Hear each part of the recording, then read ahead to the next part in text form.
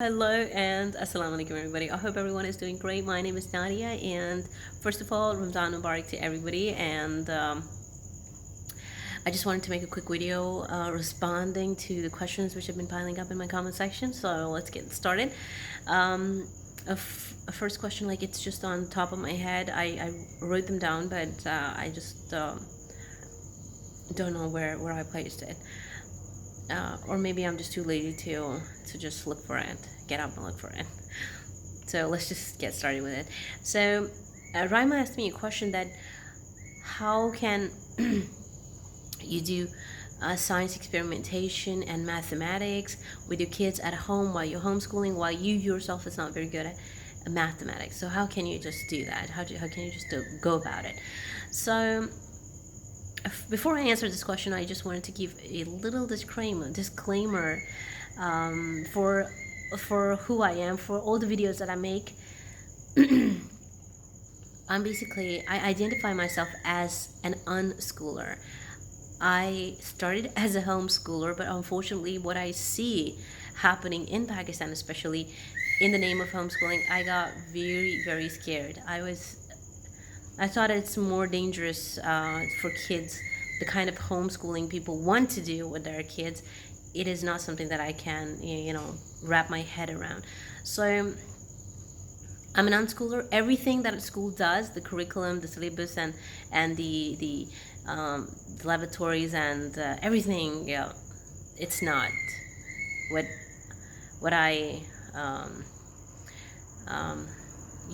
really support or really feel right, or it's not my way of educating my children. The basic thing which I believe when you talk about experimentation, first thing in scientific experimentation, the first step is observation. So if you want to instill something scientific in your kids, experimenting with the stuff and having that apparatus and everything, that's the last step. The first step is observation. So you should start taking smaller steps and start with the observation, and observation doesn't take much. You can ask your children to have a notebook and see everything around them, explore the world, go in the garden, and even go anywhere and see and observe and figure out how things are made, how everything is around them, and be amazed, because this world around us is so fast. It's so fascinating and so amazing. Even I get so blown away looking at things. I'm telling you, and I'm getting so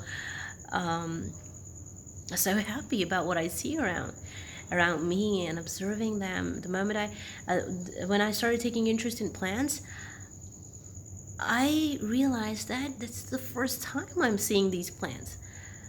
Trust me, your kids are going to be fascinated with with that exercise or that idea of observation. So just first step, do the first step, start with the basic step. That's what I believe. And then mathematics. I loved mathematics. I actually fell in love with mathematics when I started teaching Manahil. And homeschooling, like the kind of unschooling that I follow, I believe that anything that you want your kids to do, you should start doing it yourself. Your kids would do it on their own. Just do it. Just if you want them to learn anything, learn it yourself. You can do it easily on YouTube. YouTube is a treasure trove of like fabulous things. Just take time out and learn new stuff. And in mathematics, I would say that I didn't teach much to Manahel. I actually taught her only 4 skills. That's how to add, subtract, multiply.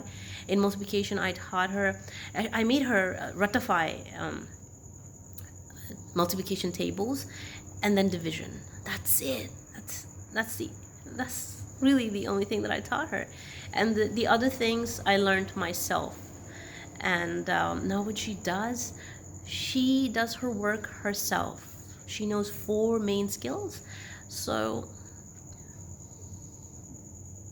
she learns things on her own. That's what I love about, independent learning, that kids start doing things on their own, at their own pace, whenever they feel it's right. So it doesn't happen that I've left my children, my kids, to do whatever they want to do on their own, and I observe that they just don't just lie around and waste their time. They keep on learning. And I don't know why people, it's very hard. Sometimes it's very hard to digest this stuff, that because it's a very, very new stuff.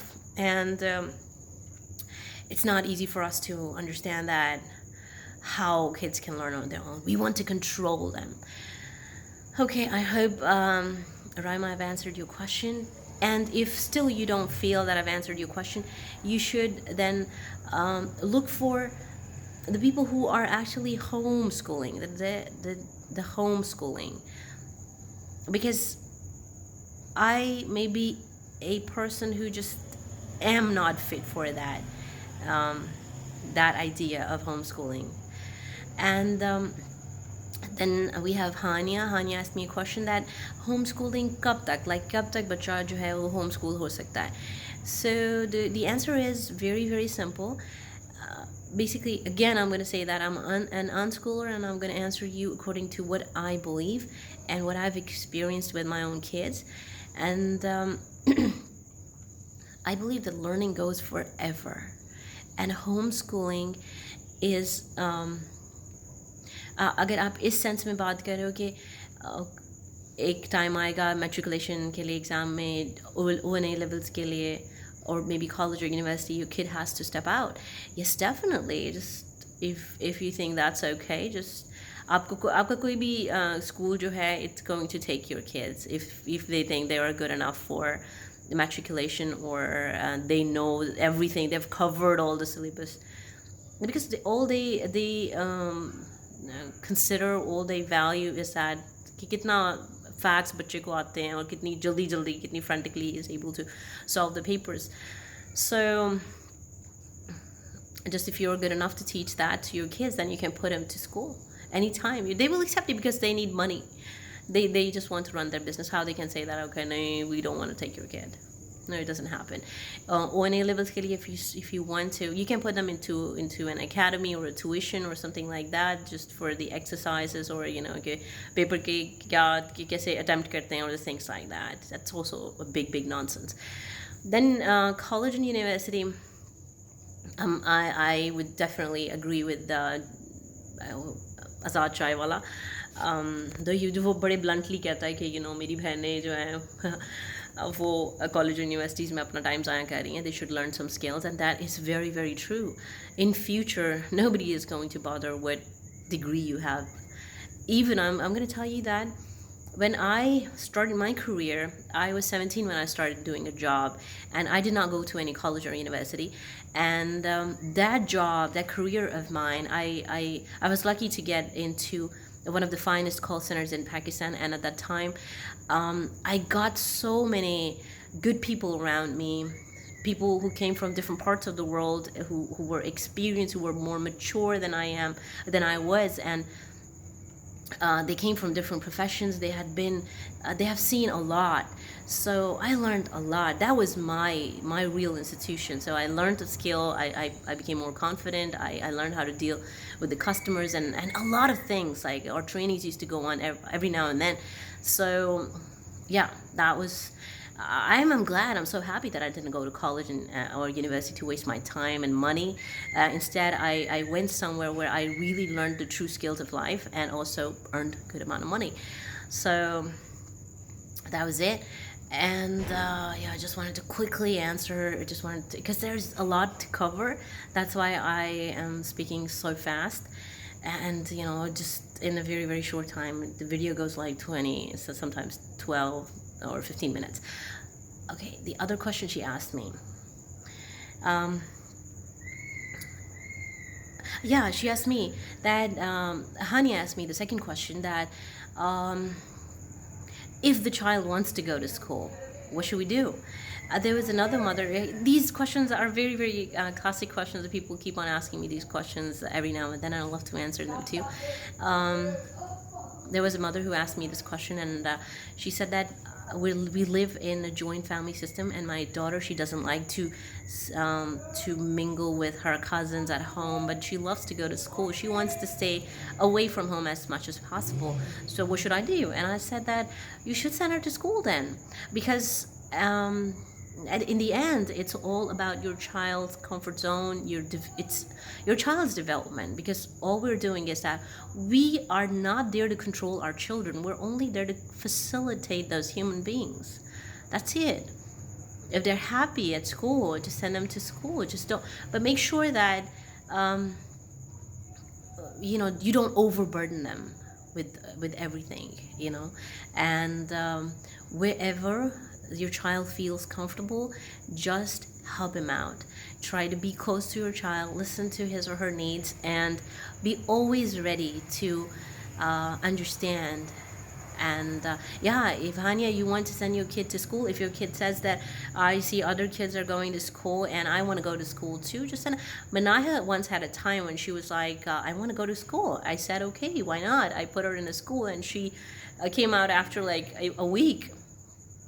Though I spent good money and she wasted that money, but I was like, it's your decision, it's your call.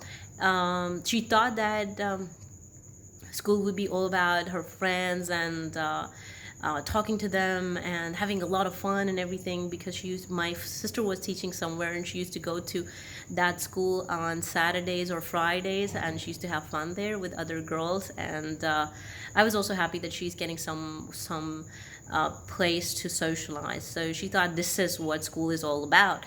But when she started going to school, she got fed up with all the time the work, and not talking to each other when you were in class. And so that was her story.